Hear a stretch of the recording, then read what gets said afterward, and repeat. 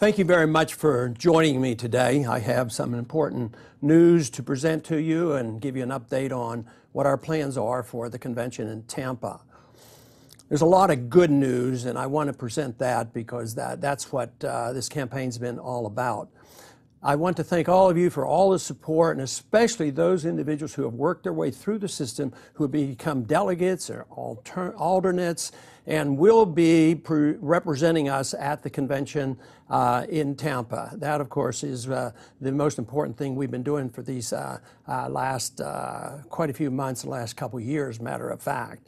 But the results, I think, have been fantastic. I do know that there are individuals who think the campaign was less than perfect, and others think that the campaign achieved such success far beyond anybody's expectation. So for that reason, I think it's sort of part of human nature, because a lot of people look at a glass. The old saying is, you look at a glass of water, and is it half full and it's going to get full, or is it half empty and it's all negative? I like to think in a very positive way and not in a negative way. So this is where we are today, and I just am very excited. We have set aside Sunday, the 26th, the day before the convention starts, for a rally which will celebrate what we have done and to urge on and encourage all the delegates who will do their job at the convention, fight for our values, influence the platform, and do whatever we can to promote the cause of liberty. So it is Sunday, the 26th, afternoon and evening, and we'd really like a large turnout for this, because I think numbers are important. They know there's a lot of us, and they would like to dismiss us, but there's no way that they can, because as I have said so many times, an idea whose time has come cannot be stopped. So people will say, yes, but how many states did you actually win, when they want to put a negative spin on it? But it reminds me of the story that I've told so often about the at the climax of the Vietnam War, when Colonel Summers and Colonel Tu got together to discuss the closing down of the Vietnam War. And of course, our colonel said to Colonel Tu, the Vietnamese colonel, and said, you know, you never defeat us on the battlefield. And Tu paused for a long minute.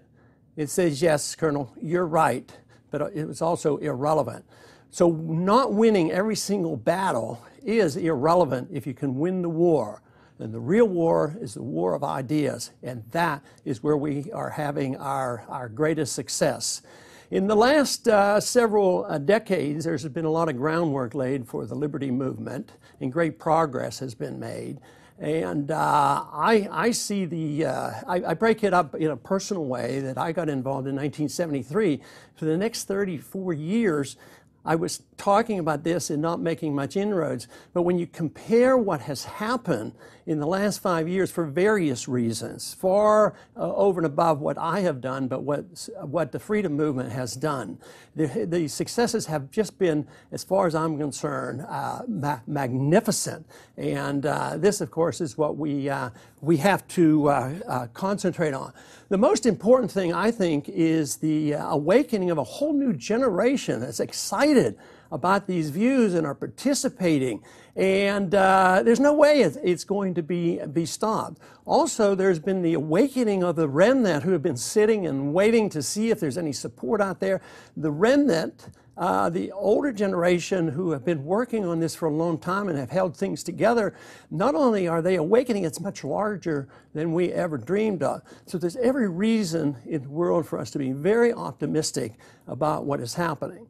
At the convention, there's a lot of things we can do. We're going to have a presence, and I think the rules should be followed on our side and on the other side.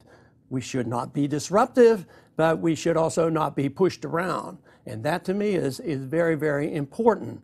And there's no reason why we can't present our views and win some victories when it comes to what we stand for and what the platform talks about. You know, a lot of people say, well, the platform doesn't mean anything, they don't follow it. There's some truth to that. But it's also very important, probably this year more than any, because, for instance, we've been challenged. The Ron Paul people have been challenged. And I want to just read something here very briefly as an announcement in a newspaper just in a couple days ago. And this comes from the Washington Post. And it says, this comes from Rick Santorum. He says, Ron Paul's supporters seeking convention fight. I didn't know we were seeking a convention fight, but he goes on to say what he's talking about. He said, and this is quotes, "This week I'm concerned that Ron Paul and some of his supporters out there are looking for a platform fight, and I want to make sure that we have a strong, principled conservatives out there to counterbalance the effects of those Paul people." Well, I guess in a way, I think he has a point, because we want to make our point. And it is true the Santorum people are principled, but they're also authoritarians. They want to use the government to oppose their will on us as individuals. Quite a bit different. And one thing that has happened here, and the reason the last 5 years has been successful, has been the recognition that our system is falling apart. Just like the communist system fell apart. That was the biggest news of the 20th century, the failure of communism, because it was a bad idea. What we're in the middle of right now is the failure of Keynesianism, failure of central banking, failure of fiat money, failure of authoritarianism. So there's a vacuum out there because of the failures all around us. Everybody knows about it, but everybody's opting to fill the vacuum. And we don't want the authoritarians to fill the vacuum. We don't need more government telling us what to do with our lives and with our money. We have to present the case for liberty, the case for freedom of choice. So the opposition actually thinks too much freedom is bad. Letting people make up their own minds about their life and how to spend their money. The freedom message is so powerful, and that's where we're winning.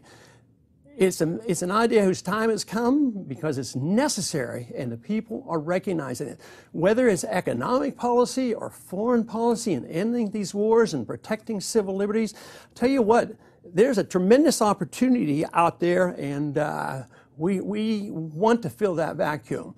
And I think what we do here in the next couple of months as we build and continue to accumulate delegates and alternates, fellow travelers, believe me, a lot of people who are going to go to the convention actually agree with us in many ways on many of the issues. So this is the reason why we can't let up now. We have to present the case in a very positive way and not be, just divisive to be divisive, because of the message being so powerful.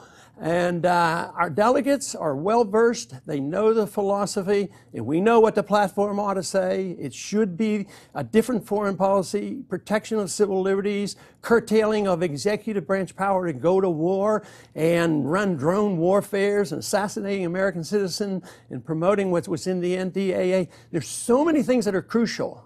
We see an opening now to really have an impact, not just this weekend, but the future for this country. So I want to thank all of you for being such strong supporters and hard workers, and I urge you not to be discouraged, because I think we're on the verge of really having a climactic end to this campaign, where it will be just the beginning of the end of the big government authoritarians if we do our job right. Thank you very much for listening.